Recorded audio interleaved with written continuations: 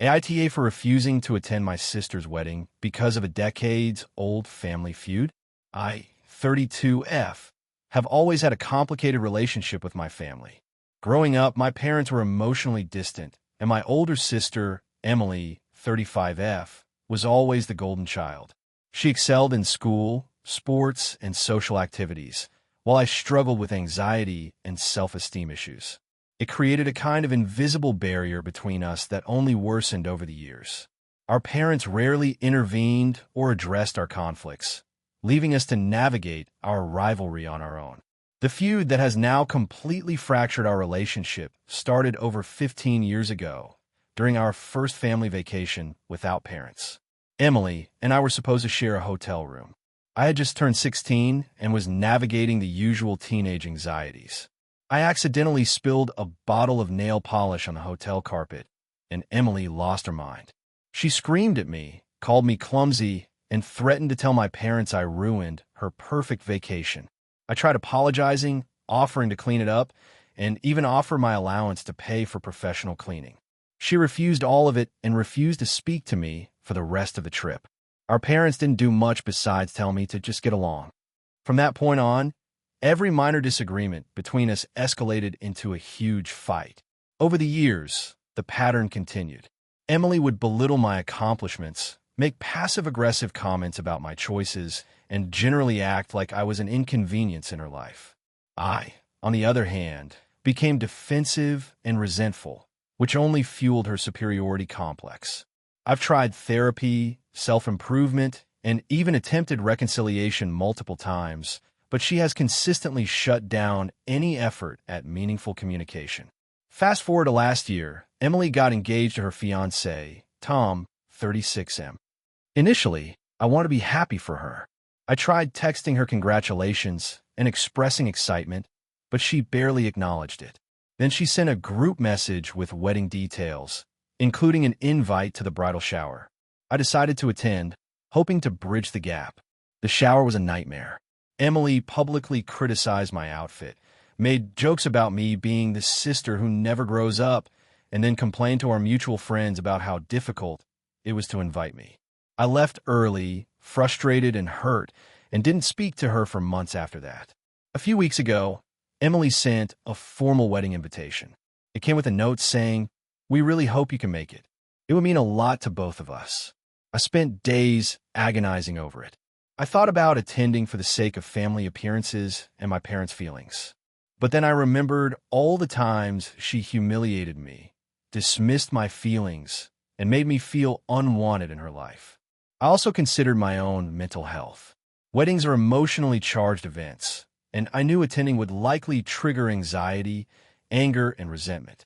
I ultimately decided to decline the invitation. I wrote a respectful letter explaining that I wished her and Tom happiness, but that I couldn't attend due to our ongoing unresolved conflicts. I offered to meet separately to celebrate another time, hoping to show I wasn't completely cutting her out. The response I got was explosive. Emily texted me calling me selfish, immature, and incapable of putting family first. She accused me of holding grudges over ridiculous old things, and claimed I was ruining what should have been a joyful celebration. Our parents were caught in the middle. They tried to mediate, saying I should attend to keep the family together, but they also acknowledged that Emily had been difficult and that my feelings were valid. Other relatives started reaching out, asking me to reconsider, saying things like, "It's just one day," or "You're letting the past control you." I've been criticized heavily online as well. Some people tell me I should just suck it up for the sake of family harmony, while others empathize, and say that attending a wedding under emotional duress is unfair to myself. My friends have mostly supported my choice, pointing out that healthy boundaries are important and that forcing myself into a toxic environment could have long-term psychological consequences. I've tried reaching out again to Emily to explain my perspective calmly. I reminded her that my decision isn't about ruining her wedding, but about protecting my mental health and setting boundaries. I emphasize that I'm still open to rebuilding our relationship over time and hope to celebrate milestones with her in the future, but not in a way that compromises my emotional well-being. She responded with more anger, calling me dramatic and accusing me of being the problem in the family. and she blocked me on social media. Since then, the situation has escalated. My parents are torn. They say they respect my boundaries, but are deeply disappointed that the sisters' relationship is now essentially non-existent on such an important occasion. Other family members are trying to mediate, but the tension is palpable. I keep replaying everything in my head, wondering if I overreacted or if I should give in for the sake of family appearances. At the same time, I feel that compromising my emotional health to avoid conflict would be a huge mistake and could reinforce years of unresolved trauma. I feel trapped between wanting to respect my sister's significant life event and wanting to protect myself from further emotional harm. The old feud might seem trivial to outsiders, but to me, it's been a source of constant stress, anxiety, and emotional pain for over a decade.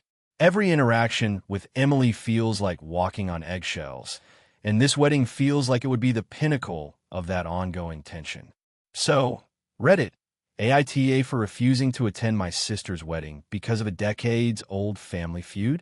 I want to maintain boundaries and protect my mental health, but I also don't want to be seen as the villain in my family.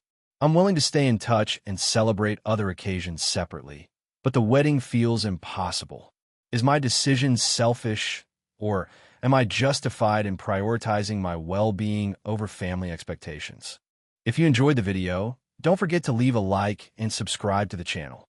It helps the content grow and motivates me to create even more great videos.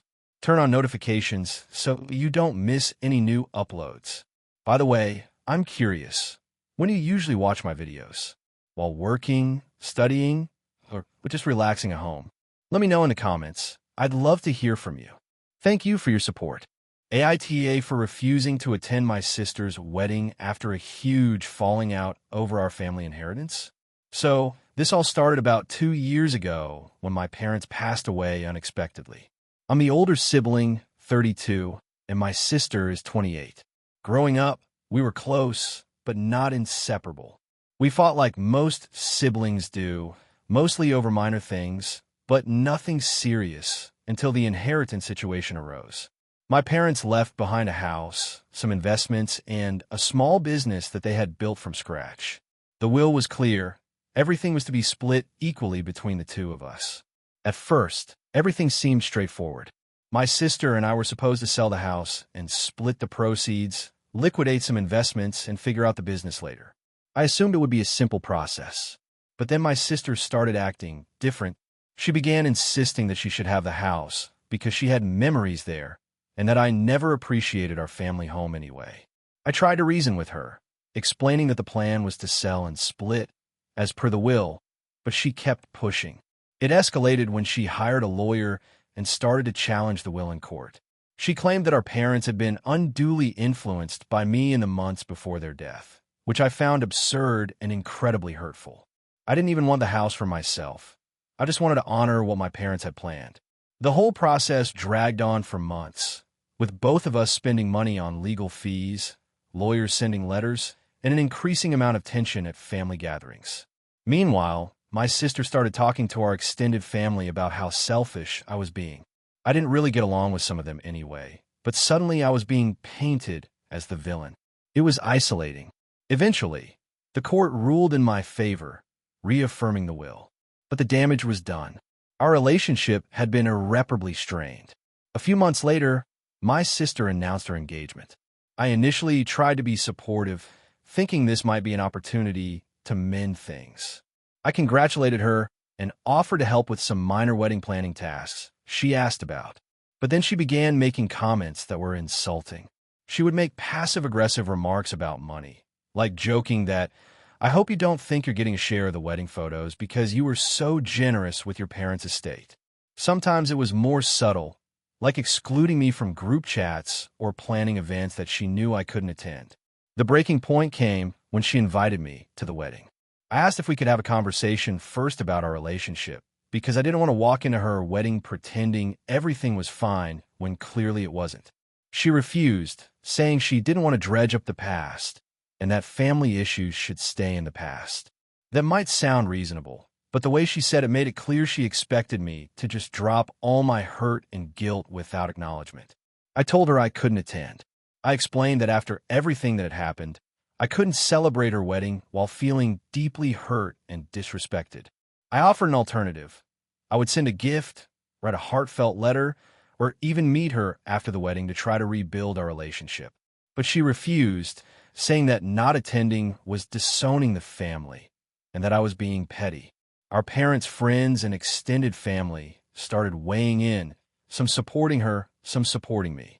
The tension grew to the point where it started affecting other relationships in the family, including my relationship with my cousins and our mutual friends. I've been called cold, selfish, and unforgiving by people outside the immediate family, but I feel like attending the wedding would have been a betrayal of my own feelings. I tried multiple times to reconcile, and every time she refused to acknowledge my hurt. I didn't ask for much, just recognition of the conflict, maybe an apology or at least a conversation, but she dismissed it every time. Some family members argue that I should just let it go, and that refusing to attend the wedding will only make things worse. Others have told me that I'm justified because our relationship had become toxic. I've been struggling with guilt because I do want to have a relationship with my sister eventually, and I know that weddings are big moments that people remember for life. At the same time, I can't ignore the months of emotional pain and the sense of betrayal I felt when she tried to challenge the will and then constantly undermine me in front of others. I've sent a gift and a card, but she hasn't responded except to say that she's disappointed. I keep going back and forth in my head, questioning if I'm overreacting, if I'm being too stubborn, or if I should just put my feelings aside to avoid causing drama. But the thought of walking into the same room with her, pretending everything is fine, makes me feel physically anxious. So, Reddit AITA for refusing to attend my sister's wedding given the history of our inheritance dispute and her refusal to acknowledge my feelings. AITA for refusing to let my brother-in-law live in our house permanently after he helped us renovate it. Even though he claims he earned the right to stay, AITA here. I, 34F, have been dealing with a stressful situation involving my brother-in-law, Jason, 36M, that has caused major tension in my household and strained relationships with my extended family. I'm unsure if I'm wrong or if he is being unreasonable. Some context: about 3 years ago, my husband, Matt, 35M, and I bought a fixer-upper home. It had outdated plumbing, old flooring, and a kitchen that had not been renovated since the 1980s. We knew the house needed significant work to become a functional, comfortable space for our family. Jason, who has years of experience in construction and interior design, offered to help with the renovations. Initially, I thought this would be a great way to save money and also work together as a family. Jason spent almost every weekend and many weeknights over the course of 9 months helping with drywall, flooring, plumbing, electrical work, and painting. He also helped us pick out appliances, furniture, and decor, and occasionally contributed money for materials and tools. His contributions were invaluable and saved us tens of thousands of dollars. I was genuinely grateful and thought we had established a healthy and mutually respectful collaboration. Once the renovations were complete, the house looked amazing. That's when Jason began making comments about moving in permanently. He argued that since he had invested so much time, energy, and some money into the renovations, he earned the right to live there. He framed it as mutually beneficial. He would have a place to live without paying rent, and Matt and I would continue to benefit from his expertise and maintenance skills. I explained that while we appreciated his help, our home is our private space, and we were not comfortable with him living there full-time. I suggested compromises like weekend visits, temporary stays, or helping with small projects when needed, but he dismissed these options. Jason insisted that anything less than permanent residency was unfair and accused me of being selfish and ungrateful. The situation escalated when he started involving other family members. He told our parents and siblings that I was refusing to acknowledge his contributions and framed himself as the victim. My parents, though living elsewhere, encouraged us to consider his sacrifices and allow him to move in. My siblings sided with him, claiming that since he helped build the house, he deserved a place there. I tried explaining that gratitude does not equate to ownership or residency, but they were not receptive. Jason began coming over unannounced, claiming he needed to check on the house or fix minor issues. He criticized furniture placement, paint colors, and how we were using the rooms, implying that the house wasn't being cared for properly without his oversight. I tried to set boundaries, telling him that while his advice was appreciated, final decisions were ours. He dismissed these boundaries and framed me as controlling and ungrateful. Matt supports my position, but even he is frustrated by the constant tension. He agrees that having Jason move in permanently would disrupt our privacy and household routine, but he is also worried about the ongoing family drama. The conflict has created significant stress in our household and has made family gatherings uncomfortable and awkward. I have attempted multiple compromises. I offered for Jason to stay for limited visits, contribute to household bills if he stayed temporarily, or even help financially with smaller projects. But he refuses any solution that doesn't involve full-time residency. He argues that his contributions entitle him to permanent residency and warns that if we refuse, our relationship will be permanently damaged. This situation has also affected our children. Jason sometimes takes their side, suggesting they should support family and implying he should live with us. Matt and I have spent hours explaining boundaries and reasoning to them, but Jason's insistence continues to create friction and tension at home. I've considered other alternatives, like helping him find a rental nearby or assisting him with buying his own home, but he refuses anything that doesn't involve moving in with us. He argues that his work on the renovations gives him moral entitlement to live in the house and that anything else is insufficient recognition. Despite repeated attempts to communicate respectfully, set boundaries, and offer compromises, Jason continues to pressure me, involve other family members, and frame the situation as a moral failing on my part. I feel trapped between maintaining my household, protecting my privacy, and preserving family relationships. So, AITA for refusing to let my brother-in-law live in our house permanently after he helped renovate it. Even though he insists he deserves to stay, I feel like I am trying to protect my home, my marriage, and my children's environment, but he and other family members portray me as selfish and ungrateful. I'm struggling with whether I'm really in the wrong.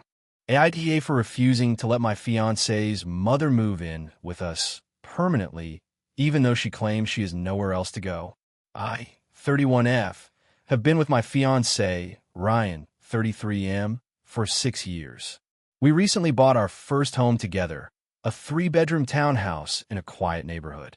Everything was going smoothly until Ryan's mother, Karen, 60F, lost her apartment due to financial mismanagement.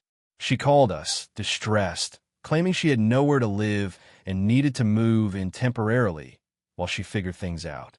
Initially, Ryan and I agreed to let her stay for a couple of weeks, thinking it would be a short-term solution. At first, things seemed fine. Karen was polite, helped occasionally with minor chores, and respected our space. But after about a week, her behavior began to change. She started leaving dirty dishes in the sink for days, piling laundry in shared spaces, and inviting her friends over without asking. When I reminded her politely of our house rules, she dismissed my concerns and said she was stressed and needed freedom in her own space. After 2 weeks, Karen started implying that she might stay longer. She said that her financial situation was unstable and that she couldn't find an apartment she could afford. Ryan initially suggested extending her stay for another month, thinking it would give her time to recover. I agreed reluctantly, but I made it clear that we couldn't host her indefinitely. Karen responded by saying that I was selfish and uncaring, and that if I truly cared about family, I would make room for her permanently. This is when the situation escalated. Karen began taking over our household in subtle ways. She started rearranging furniture, deciding what we should eat, and even commenting on how I managed the house. She told Ryan that he should listen to his mother, and that I was controlling and difficult. I tried to speak with Ryan privately, explaining that I was not trying to be harsh, but that allowing her to stay indefinitely would create tension, infringe on our privacy, and affect our mental health. He understood, but was torn because he didn't want to upset his mother. Over the next month, Karen became increasingly demanding. She insisted on keeping her own schedule without regard for ours, expected us to provide meals for her friends, and implied that she had a right to occupy our home as long as she needed. She even suggested that we should move to a bigger place so she could live comfortably with us permanently. I found this completely unreasonable. I offered multiple alternatives, helping her find affordable housing, assisting with rental applications, covering part of a short-term rental, or helping her find roommates.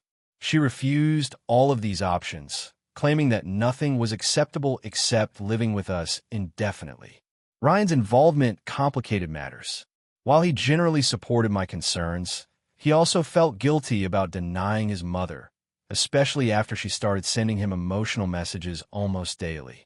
Karen framed our refusal as a moral failing on both our parts, saying that family should always put relatives first.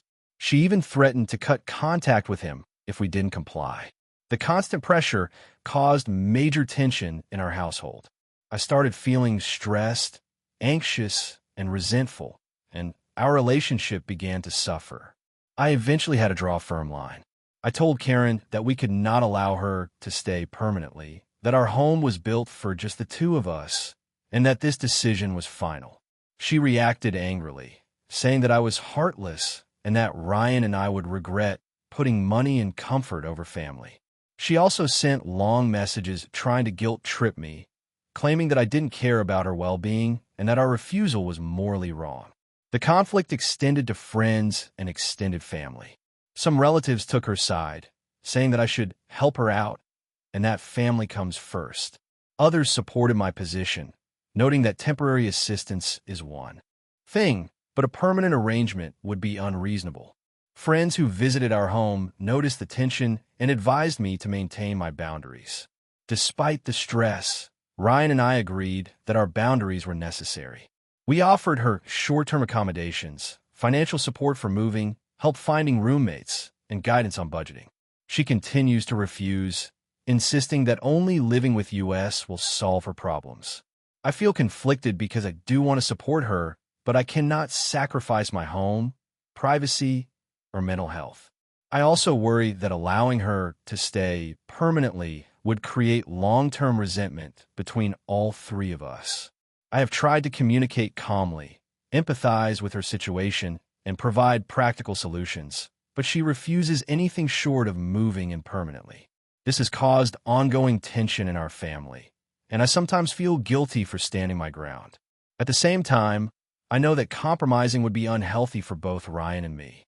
I love him and want to maintain a positive relationship with his mother, but I also have to protect our home and stability. AITA for refusing to let my fiance's mother move in with us permanently, even though she claims she has nowhere else to go and frames our refusal as selfish and uncaring. AITA for refusing to let my sister's fiancé stay at my house after what happened last summer. I, 32F, have always considered myself a pretty easygoing and generous person, especially with family. I live in a modest 2-bedroom apartment in the city, but I've always made room for guests when they needed it. That said, there are limits, and I recently learned those limits the hard way. Last summer, my sister, Emily, 29F, got engaged to her boyfriend, Jason, 33M. Jason and I have never really gotten along. He's charming on the surface, but has a very entitled personality, and I've noticed he has a tendency to push boundaries. My sister tends to see the best in people, so she has always dismissed my concerns about him as just sibling rivalry. A few months before the wedding, Emily and Jason were planning a weekend getaway for their families to celebrate the engagement. They reached out to me and asked if Jason could stay at my place for the weekend since he didn't want to book a hotel and wanted to save money for wedding stuff. I told them my apartment is really small, and I'm not comfortable having a stranger sleep in my bedroom while I live here. They seemed a bit annoyed but agreed to look into a hotel. Fast forward to the weekend in question. Emily calls me in a panic, saying the hotel they booked had some last-minute issues, and she begged me to let Jason stay over just this once. Feeling a bit guilty and not wanting to cause drama, I reluctantly agreed. I made it very clear that he could stay only in the living room with the fold-out couch and that he needed to respect my space and rules. The problem started almost immediately. The first night, Jason drank way too much, even though I had asked him to limit himself since it was a small apartment. He knocked over a lamp and spilled a bottle of wine on my carpet. I was furious but tried to stay calm. I reminded him to clean it up, which he did half-heartedly, leaving a big stain. I mentioned that we'd have to deal with it later, but he laughed it off. The next morning, I woke up to find that he had used almost all of my groceries without asking, including some expensive specialty items I'd bought for myself. He also left dirty dishes piled in the sink and trash all over the living room. I asked him to clean it up before anyone else got up, and he shrugged it off, saying he was too hungover and would do it later. By the time he finally moved, my apartment smelled awful, and I was beyond annoyed. That evening, things escalated. Jason decided he wanted to help with dinner, despite my telling him I cook for myself and like to handle my kitchen the way I do. He managed to burn the food and set off the smoke alarm.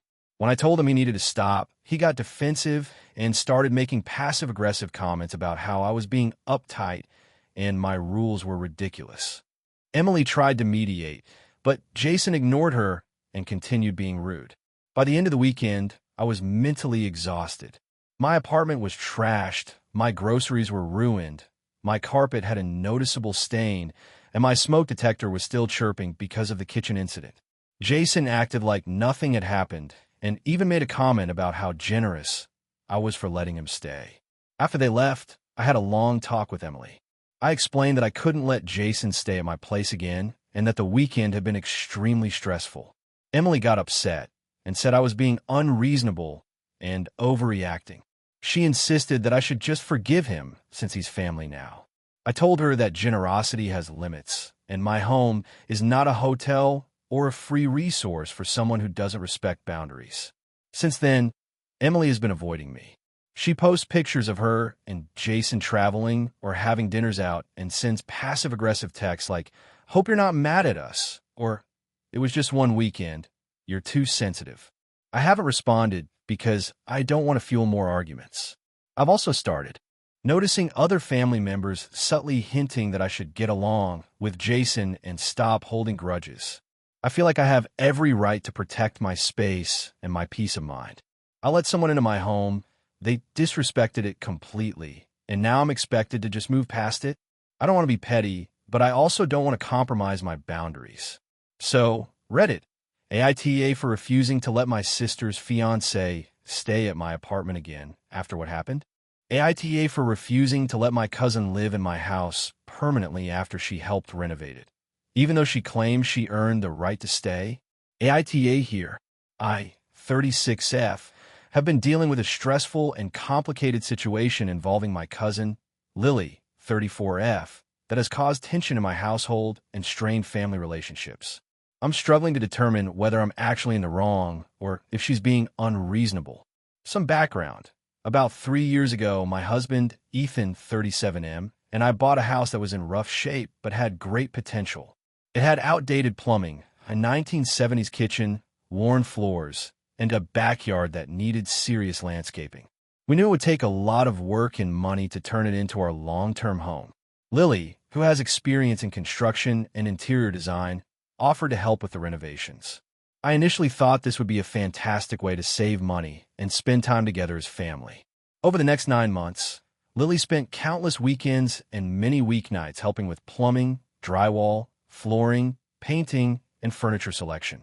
She also contributed some money toward materials and tools and gave us advice on appliances, lighting, and decor. Her help saved us tens of thousands of dollars and significantly shortened the renovation timeline. I was genuinely grateful for her time, effort, and expertise, and I thought it strengthened our relationship. After the renovation was complete, the house looked incredible. That's when Lily began suggesting that she should move in permanently. She argued that because she had invested so much time, effort, and some money, she deserved a place in the house. She framed it as mutually beneficial. She would have a comfortable home, and Ethan and I would continue benefiting from her skills and ability to help with household maintenance.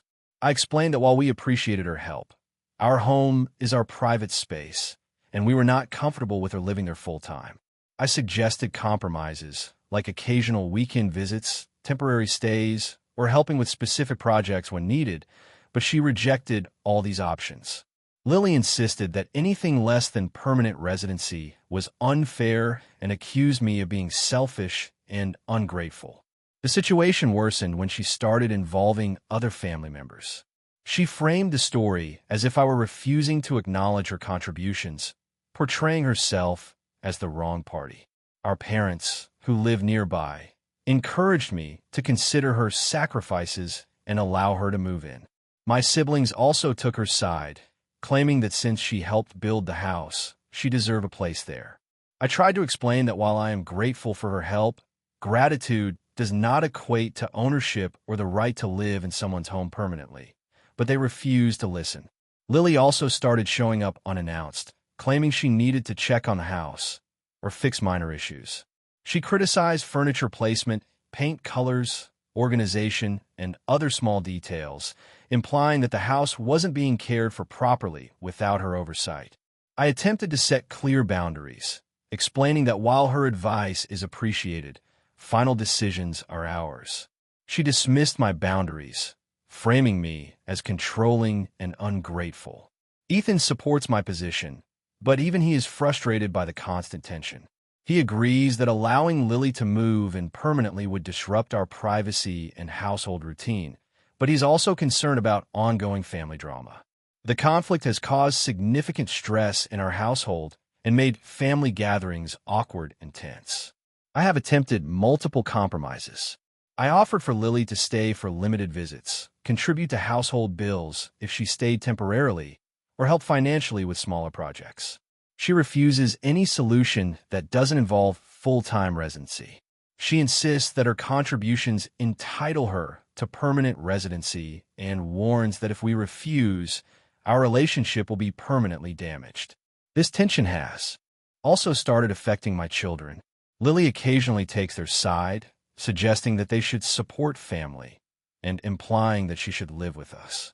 Ethan and I have spent hours explaining boundaries and reasoning to our children, but her persistence continues to create friction and tension at home. I've considered alternative solutions, like helping her find a rental nearby or assisting her with buying her own home, but she refuses anything that doesn't involve moving in with us. She argues that her work on the renovations gives her moral entitlement to live in the house and that anything else would be insufficient recognition of her efforts. Despite repeated attempts to communicate respectfully, establish boundaries, and offer compromises, Lily continues to pressure me, involve other family members, and frame the situation as a moral failing on my part. I feel trapped between maintaining my household, protecting my privacy, and preserving family relationships. So, AITA for refusing to let my cousin live in our house permanently after she helped renovate it, even though she claims she earned that right. I feel like I'm trying to protect my home, my marriage, and my children's environment, but she and other family members portray me as selfish and ungrateful. I'm struggling with whether I am really in the wrong. AITA for refusing to let my brother's fiancée stay in my house indefinitely, even though she claims she has nowhere else to go. I, 35F, have always been independent and value my privacy. I bought my own house 7 years ago, paid it off, and enjoy the life I've built for myself. My younger brother, Kevin, 32M, has always had a more chaotic lifestyle. He's had trouble maintaining steady employment, has bounced between apartments, and often relies on friends and family for temporary help. His fiancée, Tara, 30F, has a similar lifestyle, unstable jobs, limited savings, and a tendency to lean heavily on others financially. About 3 months ago, Kevin called me in a panic. Tara had been evicted from her apartment because of unpaid rent and claimed she had nowhere else to go. Kevin asked if she could stay with me temporarily while they figured things out. I agreed to let her stay for a couple of weeks, thinking that it would give them time to find a solution. At first, Tara was polite, kept to herself, and followed the house rules. I assumed things would remain manageable. However, after the first week, her behavior began to change. She started leaving dishes in the sink for days, piling her laundry in the living room, and inviting friends over without asking. I reminded her politely that these were shared spaces and asked her to be considerate, but she brushed it off saying she was stressed and needed space. I tried to be understanding, but I noticed that she rarely cleaned up after herself or contributed to the household in any meaningful way. After about 2 weeks, Tara suggested that she might stay longer, claiming that finding a new place would take more time. Kevin said we should be patient and allow her an extended stay, so I reluctantly agreed to a month. During that time, Tara's demands increased. She began asking for money for food, bills, and other expenses she had neglected. I explained that I could not cover her costs and that she needed to take responsibility for herself, but she argued that I should help because I had the means and it was the right thing to do. Things escalated when she directly asked if she could live with me permanently. She claimed that moving out would be too stressful and that our house was perfect for her and Kevin. I explained firmly that my home was not a permanent solution, that I had already been generous, and that she needed to find her own place. Tara reacted emotionally, saying that I was being selfish, uncaring, and that I didn't value family. She even told Kevin that our refusal was heartless and that it would damage our relationship. I offered alternatives. I helped her research affordable apartments, connected her with rental assistance programs, and offered to co-sign if she could demonstrate financial responsibility. I also offered to help them set up a budget and plan for moving out. Tara rejected all options, insisting that none of them were good enough. She framed my refusal as a moral failing, saying I was putting my comfort above family and threatening to cut ties if I didn't comply. Kevin tried to mediate, understanding both sides, but he was caught between his fiancé's emotional pleas and my firm boundaries. Tara continued to guilt-trip both of us, sending long messages multiple times a day, implying that I was responsible for her well-being and that I would regret my decision. She even began leaving personal items all over my house, as if she already lived there permanently. I had to lock certain rooms and enforce strict rules to maintain my privacy. Family dynamics became tense. Kevin's parents expressed concern and urged me to be more understanding, suggesting that family should always prioritize helping relatives. Some of our mutual friends also questioned my decisions, asking why I wasn't being more generous. I explained that temporary assistance is reasonable, but a permanent living arrangement would be detrimental to my mental health, personal space, and finances. Some agreed, but others continued to pressure me. The situation has left me feeling stressed, exhausted, and guilty. I genuinely want Tara and Kevin to be okay, but I also know that enabling her dependency would create long-term problems for all of us. I have tried repeatedly to provide practical support that doesn't involve compromising my home or stability, but she refuses to accept anything short of moving impermanently. I have reflected extensively on my actions. I love my brother and want a good relationship with both of them, but I cannot sacrifice my home and personal boundaries. Allowing Tara to stay permanently would likely lead to ongoing tension, resentment, and stress that could affect my mental health and my relationship with Kevin. I feel justified in my stance, yet I cannot shake the guilt, particularly because she frames my refusal as heartless. AITA for refusing to let my brother's fiancée live in my house permanently, even though she claims she has nowhere else to go and insists that my refusal is selfish and cruel. AITA for refusing to host my family's annual holiday gathering after my sister's repeated disrespect. I, 34F, have always been the host in my family. I love organizing events, decorating, cooking, and making everyone feel welcome. Every year, my extended family gathers at my house for Thanksgiving and Christmas, and I've done it happily for over a decade. I genuinely enjoy it, though it is a lot of work. The problem started around 3 years ago when my younger sister, Emily, 30F, began to show blatant disregard for my rules and boundaries during these gatherings. Emily is a very strong-willed person, and she often disregards requests that don't align with her preferences. For example, she has dietary restrictions due to health reasons, which I accommodate every year. However, she has started showing up with last-minute additions to the menu that I didn't agree to, insisting that everyone else should change their plans to accommodate her. One year, she brought a raw vegan dish that took up half the oven space during Thanksgiving, which delayed the main course for hours. Another year, She refused to sit in the seating arrangement I had carefully planned because it wasn't comfortable enough for her. I asked her politely to stick to the plan or adjust in advance, but she refused, claiming she doesn't do plans. This past holiday season, things escalated. I had sent out invitations in early October, clearly specifying the date, time, and that each person should confirm dietary needs and seating preferences by November 1st. Emily responded late and demanded that her partner, who had recently started following a strict ketogenic diet, have the main dish completely replaced with something else.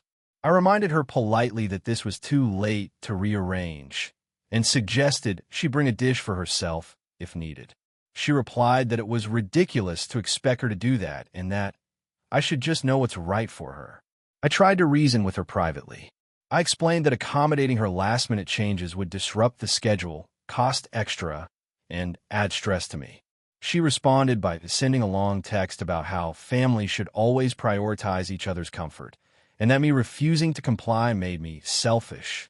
I decided to stand my ground, and I told her she could bring her own dish if she wanted, but I would not be replacing the main course or changing the menu for her.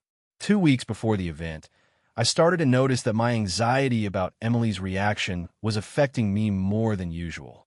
Planning for the holidays is always stressful, but this time I felt a deep sense of dread. I realized that no matter how much effort I put into making the gathering enjoyable, it would be overshadowed by her constant criticism and refusal to respect boundaries. After discussing with my partner, I decided to send a message to the family group chat saying that I would not be hosting this year, and that the gathering would need to be elsewhere or postponed. I made it clear that this decision was about maintaining my mental health and that it was not intended as a personal attack. The reaction was immediate and intense. Some family members were supportive, understanding that hosting is a huge responsibility, and they appreciated that I had been doing it for so long. Others were outraged. My parents, who have always been close to Emily, expressed disappointment, saying that I was punishing the whole family because of one person's behavior. Emily, predictably, accused me of being dramatic and selfish again, claiming that the holidays are about family unity and that I was breaking tradition. My mother even suggested that I just suck it up for one day and implied that my refusal was unreasonable. Since then, I've had mixed feelings. On one hand, I feel relieved that I won't be dealing with last-minute demands, critiques, and the stress of trying to please someone who refuses to cooperate. I've also noticed that my general anxiety has decreased now that the planning pressure is off. On the other hand, I worry that some family members might hold a grudge, and I hate the idea of causing a rift during a time that is supposed to be about togetherness. A few family members reached out to ask if I would reconsider, and I explained that I am willing to attend if someone else hosts, but I am no longer willing to be the primary organizer. Some of them have tried to convince me to host, citing past years where everything went smoothly and how much everyone enjoys my cooking and decorations. I reminded them that the past does not erase the repeated disrespect and boundary crossing from Emily, which is the primary reason for my decision.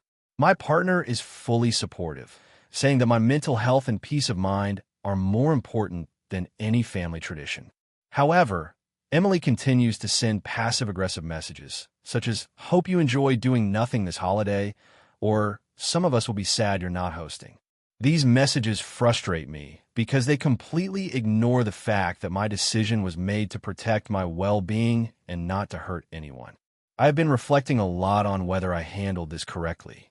On one hand, I feel justified because I had communicated boundaries clearly, and Emily repeatedly disregarded them. On the other hand, I know that my parents and other relatives value tradition and might see me as the antagonist. I don't want to be seen as selfish, but I also know that continuing to host under these conditions would likely lead to resentment, stress, and potentially a confrontation during the holiday itself. I'm curious whether my decision makes me the AH, because while I feel I am prioritizing my mental health, I also understand that holidays are a sensitive time for family and emotions run high. I am not against seeing family. I just don't want to host under circumstances where my boundaries and efforts are consistently disrespected. AITA for refusing to host the family holiday gathering after my sister repeatedly disrespected my boundaries and caused undue stress every year. Hey friends, if you enjoy this content, don't forget to like the video and share your thoughts in the comments. We really want to know what you like and what can be improved. What do you think of the video? Are there any topics you'd like to see in future videos? Your feedback really helps us get better. Thanks for being with us. AITA for ruining my sister's wedding over a seating chart dispute. I, 32F, have always been close with my younger sister, Emily, 29F. We grew up in a tight-knit family, and despite the usual sibling rivalries, we've always had each other's backs. Recently, she got engaged to her fiancé, Daniel, 31M, and of course I was thrilled. I even helped her plan parts of the wedding, from dress shopping to vendor meetings. I thought we were on the same page about everything, until the seating chart disaster happened. Here's the situation. Emily and Daniel are having a fairly large wedding, around 180 guests.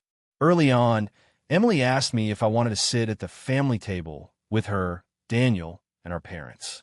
I said yes, and she seemed happy. As the planning progressed, she started mentioning some complicated family dynamics. My parents are divorced and both have remarried, so she wanted to make sure everyone felt comfortable. I didn't think much of it, as I trust Emily to handle these things. A week before the wedding, Emily sent me the finalized seating chart. I was shocked to see that I was no longer at the family table.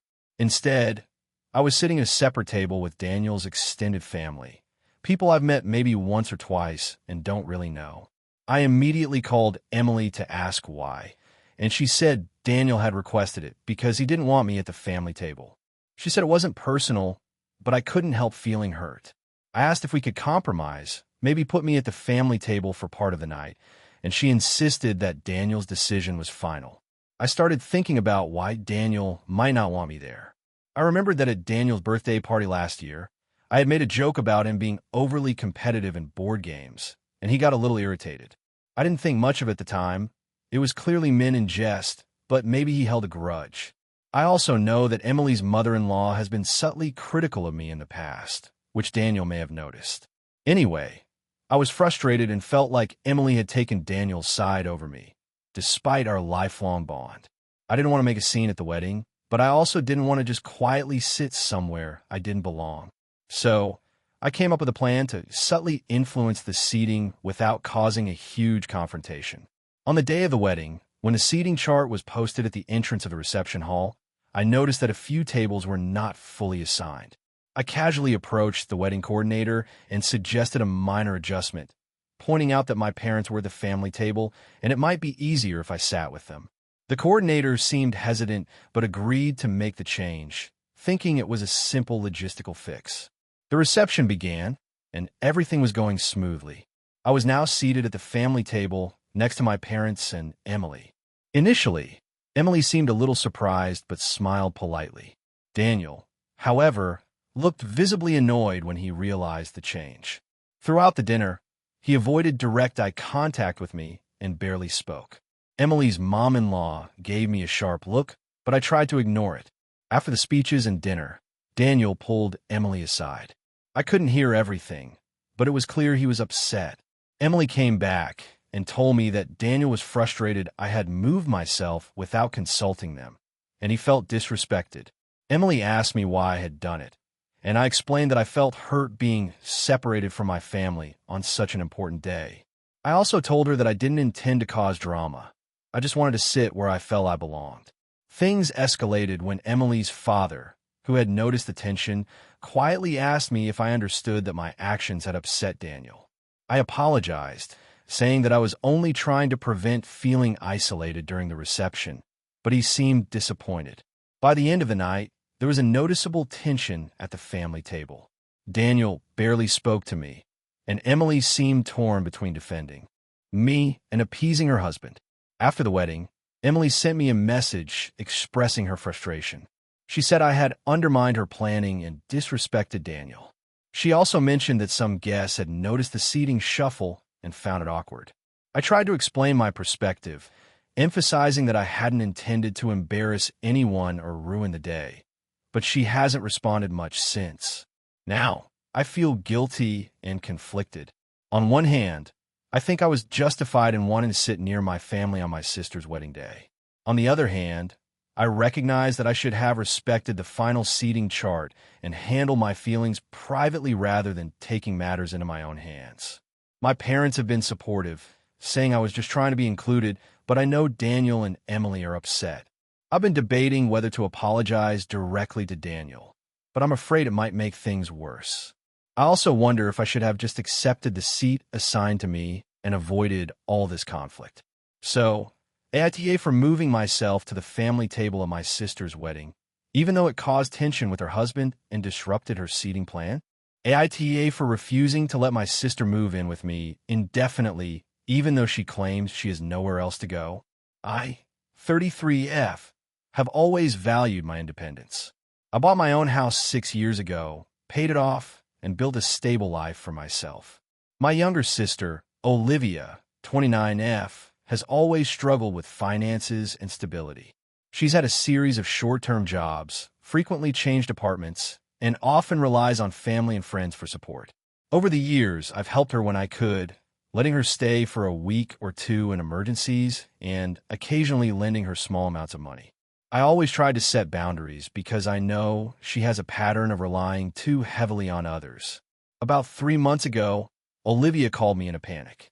She had been evicted from her apartment due to unpaid rent and claimed she had nowhere else to live. She asked if she could stay with me temporarily while she figured things out. I agreed to let her stay for a couple of weeks, thinking this would give her time to find a new apartment. At first, everything seemed fine. She was quiet, respectful, and followed the basic rules of my home. I assumed this was manageable. However, after the first week, things started to change. Olivia began leaving dishes in the sink for days, piling laundry in common areas, and inviting friends over without asking. When I reminded her about my house rules, she dismissed it, claiming she was stressed and needed freedom. I tried to be patient, but her behavior continued to encroach on my space and disrupt my routine. After 2 weeks, she suggested that she might stay longer. I explained that my home was not a permanent solution and that she needed to find a new apartment. She argued that it would be too stressful to move immediately and implied that I was being selfish by not accommodating her longer stay. Kevin, my younger brother, who she is close with, suggested I be more flexible, which put me in a difficult position. I agreed to extend her stay by another week, but I made it clear that this was temporary. During this extra week, her behavior worsened. She began expecting me to pay for groceries and other essentials for her. She also started rearranging furniture, claiming she knew better ways to organize the space, and criticized the way I ran my home. When I asked her to respect my boundaries, she accused me of being controlling and heartless. She began sending long texts to both me and our parents, framing her eviction as a crisis I was morally obligated to help her solve. About a month into her stay, she directly asked if she could move in permanently. She claimed that moving out and finding her own apartment would be too stressful, and she implied that as her sister, it was my duty to provide a home. I told her firmly that my house was built for me and my life, and that I could not allow her to live there indefinitely. I explained that I was willing to help her in other ways, such as helping her find affordable housing, co-signing an apartment if she could demonstrate financial responsibility, and offering guidance on budgeting. She refused all alternatives, insisting that none of them were acceptable and that only living in my house would work. Olivia became increasingly emotional and manipulative. She told me that I was selfish and that I didn't care about family. She claimed that if I refused, our relationship would be ruined and that I would regret it. She began leaving her belongings everywhere in the house, acting as if she already lived there permanently, which forced me to lock certain rooms and enforce stricter boundaries. The tension extended beyond our household. Some of our mutual friends and extended family expressed concern over the situation. A few relatives suggested that I help her out and that family obligations should come first, while others agreed that temporary support was reasonable but a permanent move-in was not. Kevin tried to mediate, acknowledging that Olivia's dependency issues were part of the problem, but he was caught between supporting his sister and respecting my boundaries. I have reflected extensively on this situation. I want Olivia to be safe and supported, but I cannot compromise my mental health, privacy, or financial stability. Allowing her to stay permanently would likely create long-term tension and resentment. I feel guilty because she is upset and because some family members view my actions as harsh or uncaring.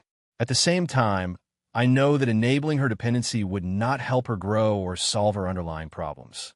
I have tried to offer practical assistance, temporary housing arrangements, financial guidance, help with rental applications, and even co-signing under conditions she must meet. She refuses all of it, insisting that only permanent residence in my home is acceptable. I worry about how this will affect my relationship with both her and Kevin, but I also feel that I have to protect my own home and boundaries. AITA for refusing to let my sister live in my house indefinitely, even though she claims she has nowhere else to go and insists that my refusal is selfish and cruel. AITA for refusing to let my younger sister's new husband move in with us temporarily, even though my parents insist I should. I, 32F, live in a modest 3-bedroom house in a suburban area with my husband, Mark, 34M, and our 2 children, Lily, 6, and Noah, 3. Our home isn't enormous, but it's comfortable for the 4 of us. I've always been close with my family, especially my younger sister, Emma, 28F, who has a history of making impulsive life decisions that tend to cause drama. Recently, she got married to a man named Tyler, 30M. While I was happy for her, I also knew from past experience that Emma tends to move quickly and often expects others to accommodate her choices. The situation started a couple of weeks ago. Emma called me in tears one evening, saying that she and Tyler had just gotten into a huge argument and Tyler had stormed out, leaving her at home alone. She explained that Tyler refused to apologize for something she considered trivial and that he had locked himself out of their apartment. She claimed that she felt unsafe staying in her apartment alone and asked if she could come stay with us for a few days until things cooled down. I hesitated. On one hand, I wanted to support my sister, but on the other, our house is full with 2 small kids, and we weren't exactly prepared for unexpected guests. I told her I needed to think about it, and that she should call her parents as well. She begged, saying she couldn't go to them right now because they were out of town and she didn't feel comfortable calling them. I decided to discuss it with Mark.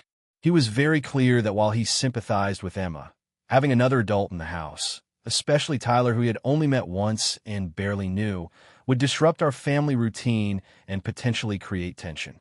He suggested we could help in other ways, like calling her parents or helping her find a short-term Airbnb or hotel. I agreed, feeling guilty but trying to stay reasonable. I explained this to Emma, telling her that we couldn't host her and Tyler in our home. She got very upset, saying I was being selfish and cold and that I didn't care about family. She also hinted that if I didn't let them stay, my parents would be disappointed in me. I didn't want to escalate things, so I told her I would try to help her find a place to stay nearby. I spent an hour searching online and found a small but decent Airbnb a few miles from us, which I booked for her for 2 nights. Emma called my parents the next day, and, unsurprisingly, they were furious with me. They said it was family first, and that I should have let her move in, even temporarily, and that I was prioritizing my own comfort over helping my sister. I tried to explain that we have 2 small children, a limited living space, and that having someone we barely know stay with us on short notice could be stressful and impractical. They said I was overthinking it and that family emergencies require sacrifices. I felt caught in the middle. My parents are very traditional and always expect family to help each other. But Mark agreed with me that we shouldn't compromise our household stability for a situation that Emma could manage herself in other ways. Things escalated further when Emma found out I booked the Airbnb. She called me screaming, saying it wasn't good enough, that she felt abandoned, and that I had chosen Mark over her. Tyler apparently came back to her apartment by then, but she insisted the emotional impact of us not being there for her was huge. I'm now receiving texts and calls from both Emma and my parents, pressuring me to let her stay with us for just 1 night.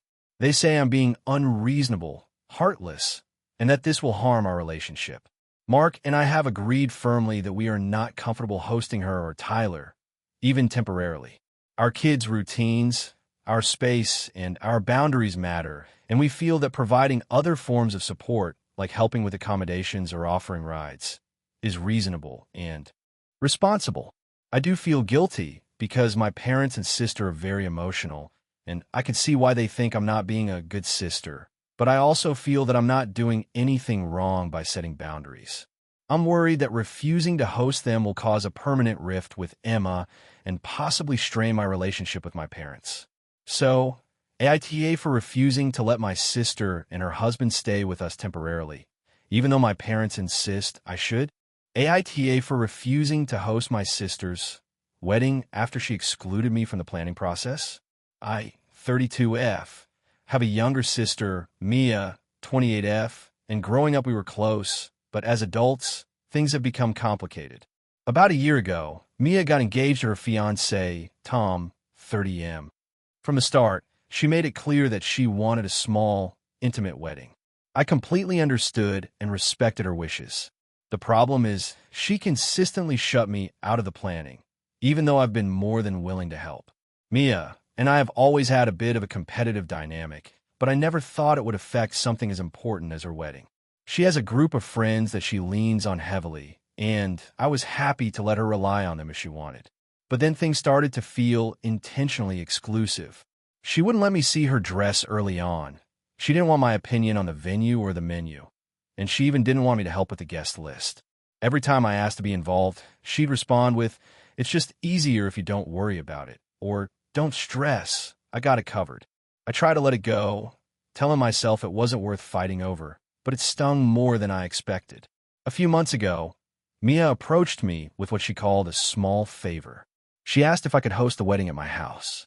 Now, I have a fairly spacious home and a nice backyard, so it's not impossible.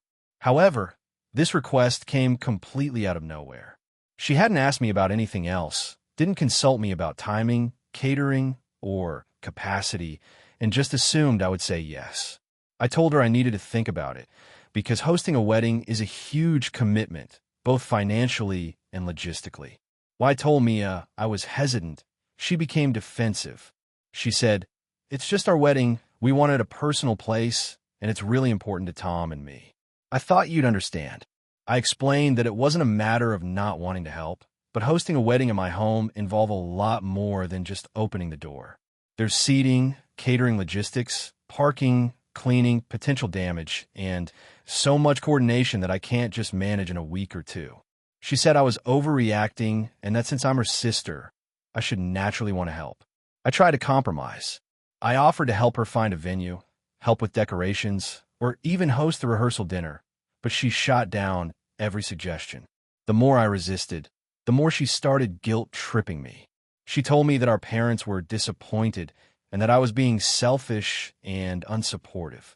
I have a close relationship with our parents, and they later told me that while they were sad about the situation, they understood my reasons and agreed that hosting the wedding at my house was too much to ask.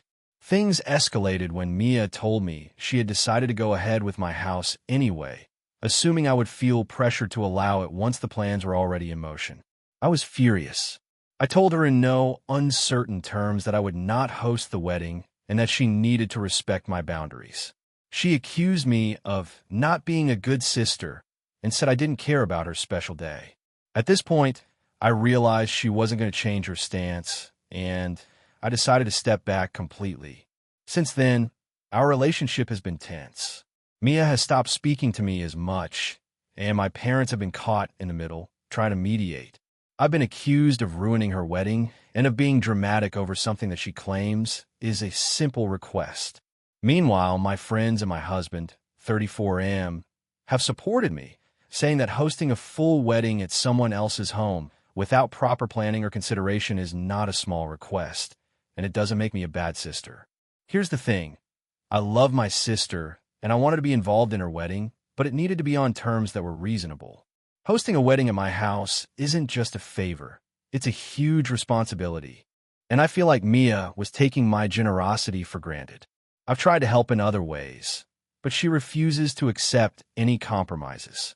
I can't help but feel like she's prioritizing control over her big day more than the family relationships around her. Now, The wedding is in a few months, and she's going forward without me. I've even been asked to walk her down the aisle, which I agreed to, but it feels hollow given the tension and the way she treated me throughout the planning process. I keep questioning whether I overreacted, but I also know that hosting a wedding at my home without planning would have been a disaster. So, Reddit AITA for refusing to host my sister's wedding after she excluded me from the planning process and tried to pressure me into saying yes. I feel like I'm setting a boundary, but everyone around me is making me feel like I'm the villain in this situation. I just want to know if I was wrong for standing my ground, or if it's reasonable to say no to something that is honestly way too much to take on. My intention was never to hurt Mia, but to protect my own household and sanity.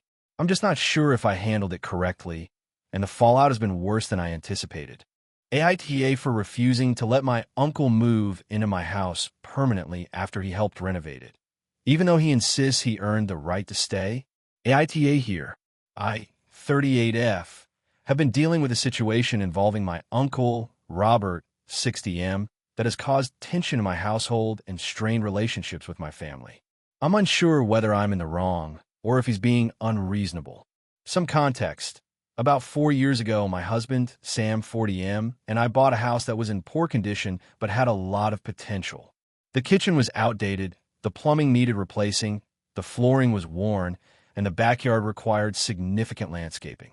We knew it would take time, effort, and money to turn it into a long-term family home. Robert, who has experience in construction, offered to help us with renovations. I initially saw this as a generous offer and thought it would save us money while giving us a chance to spend time together as family. Over the course of about a year, Robert was incredibly involved. He spent nearly every weekend and many evenings working on plumbing, drywall, flooring, painting, and other structural repairs. He also contributed financially on several occasions, helping purchase materials or tools. His help undoubtedly saved us tens of thousands of dollars, and without him, the renovation would have taken significantly longer and been much more expensive. I was grateful for his contributions and thought our relationship had strengthened through the process. After the renovations were completed, the house looked amazing. That's when Robert began suggesting that he should move in permanently. He argued that since he had invested so much time, energy, and money into the renovation, he earned the right to live in the house. He framed it as mutually beneficial. He would have a comfortable home without paying rent, and Sam and I would continue benefiting from his expertise and maintenance skills. I explained that while we appreciated his help, our home is our private space, and we were not comfortable with him living there full-time. I suggested compromises, like weekend visits, temporary stays, or helping with small projects when needed, but he dismissed these suggestions. Robert insisted that anything less than permanent residency was unfair and accused me of being selfish and ungrateful. The situation worsened when he started involving other family members. He painted me and Sam as ungrateful, claiming he was being denied what he had earned. Our parents encouraged us to consider his sacrifices and let him move in. Some of my cousins sided with him, saying that he had helped build the house and therefore had a moral claim to live there. I tried to explain that gratitude does not equate to ownership or residency, but they refused to see my perspective. Robert also began showing up unannounced, claiming he needed to check on the house or fix minor problems. He criticized furniture placement, paint colors, and room organization, implying that the house wasn't being cared for properly without him there. I tried to set boundaries, explaining that while his advice was appreciated, final decisions about the house are ours. He dismissed my boundaries and framed me as controlling and unreasonable. Sam supports my position, but even he is frustrated by the constant tension. He agrees that allowing Robert to live with us permanently would disrupt our privacy and household routine, but he is also concerned about the ongoing family drama. The conflict has created significant stress in our home and made family gatherings uncomfortable. I have tried multiple compromises. I offered for Robert to stay for limited visits, contribute to household bills if he stayed temporarily, or help financially with smaller projects, but he refuses any solution that doesn't involve full-time residency. He argues that his contributions entitle him to permanent residency and warns that if we refuse, our relationship will be permanently damaged.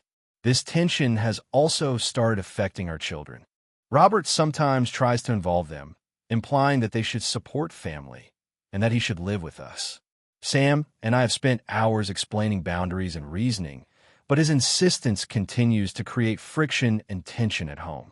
I have also considered other alternatives, like helping him find a rental nearby or assisting him in purchasing a home of his own, but he refuses anything that doesn't involve moving in with us.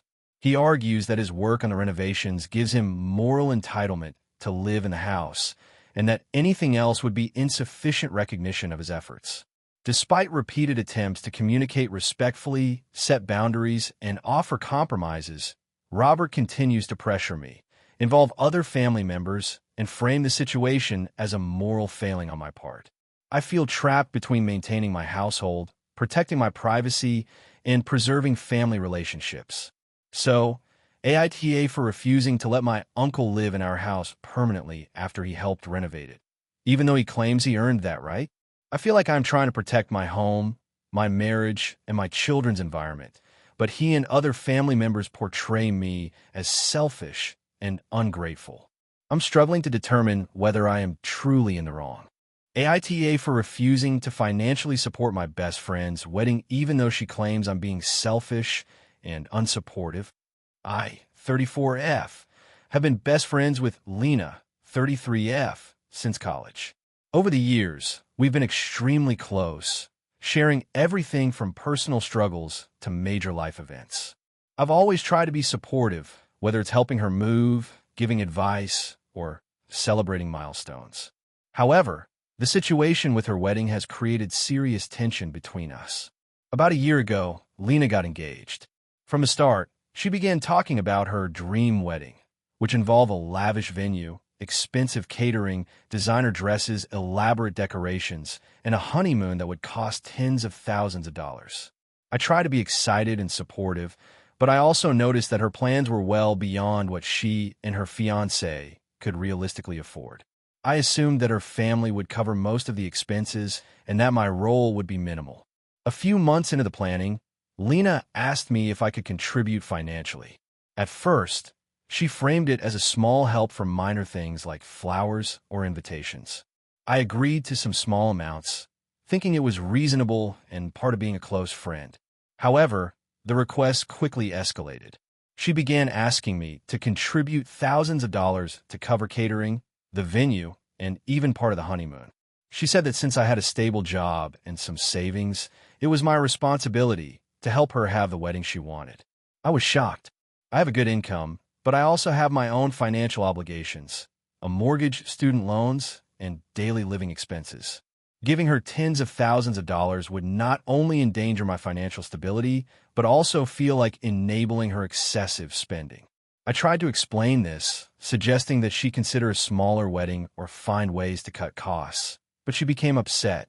She accused me of being selfish and said that refusing meant I didn't care about her happiness. The situation worsened when she involved mutual friends and even some family members. Lena told them that I was refusing to support her wedding and framed it as a deliberate choice to undermine her. Some friends began questioning me about why I wasn't helping, which added social pressure. I explained my position calmly.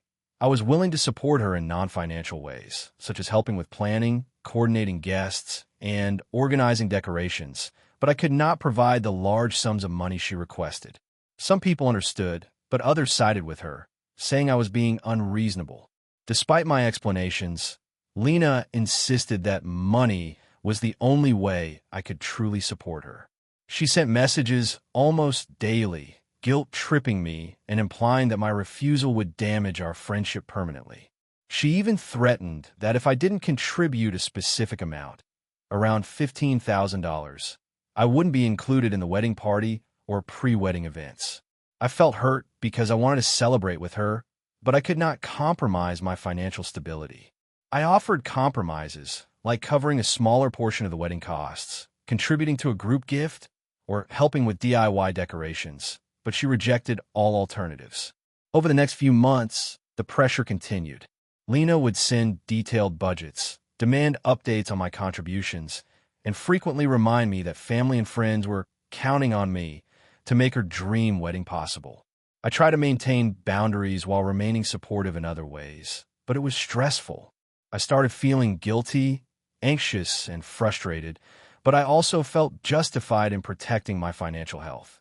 I consulted with close friends and colleagues, who mostly agreed that my boundaries were reasonable. Some family members, however, criticized me for being unsupportive and cold. Lena accused me of prioritizing money over friendship and claimed that our relationship would never be the same if I refused. I have reflected a lot on the situation. I genuinely want her to have a beautiful day, but I also know that giving her this money would set a precedent I could not sustain and would likely lead to resentment on both sides. I've tried repeatedly to communicate clearly, empathize with her excitement, and offer practical solutions, but she refuses anything that doesn't involve a large financial contribution. This has caused strain in our friendship, and I worry about how it will affect our relationship in the long term. I still want to celebrate her wedding and be involved, but only in ways that are sustainable for me and do not compromise my own stability. AITA for refusing to contribute tens of thousands of dollars to my best friend's wedding, even though she insists that my financial support is essential for her happiness and frames my refusal as selfish and unsupportive. AITA for not attending my sister's wedding after she openly disrespected me at our family gathering. I, 28F, have always been close with my sister, Emily, 32F, but lately, our relationship has been strained. Emily and I have had a generally healthy sibling bond. Teasing, support, occasional disagreements, but things changed after she got engaged last year. Her fiancé, Mark, 34M, is a genuinely nice guy, but Emily seems to have taken on a more controlling persona since the engagement. The first major incident happened at our parents' annual summer barbecue. Emily and Mark arrived, and I noticed Emily immediately starting to micromanage everyone.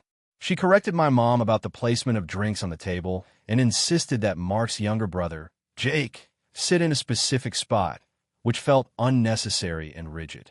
I usually don't mind her quirks, but this time I spoke up politely and said, "Mom knows best for the table setup. Maybe let her decide." Emily snapped at me in front of everyone, saying, "You always have to make everything about yourself, don't you?" I was taken aback and left the area quietly. Later, she apologized over text, claiming it was a bad day, and I accepted it, thinking we could move past it. Since then, Emily's behavior has felt increasingly disrespectful toward me. She frequently makes passive-aggressive comments during family gatherings, like reminding me that I don't have a partner or implying that I'm always late or not dependable, even when those statements aren't true. I tried discussing it once, explaining that her comments hurt me, but she dismissed it, saying I was too sensitive and reading too much into things. Last month, Emily sent out wedding invitations. I received a physical card in the mail along with a separate note that read, "We hope everyone important will be there, especially you. It won't be the same without you." It felt warm, and I genuinely wanted to attend.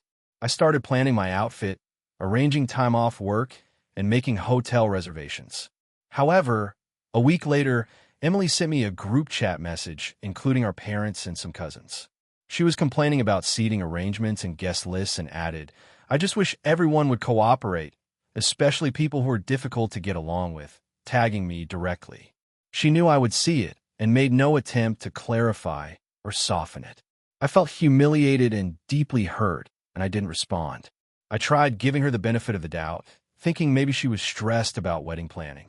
Then, 2 weeks later, I was at a casual family brunch, and Emily brought up a past vacation we took with our parents.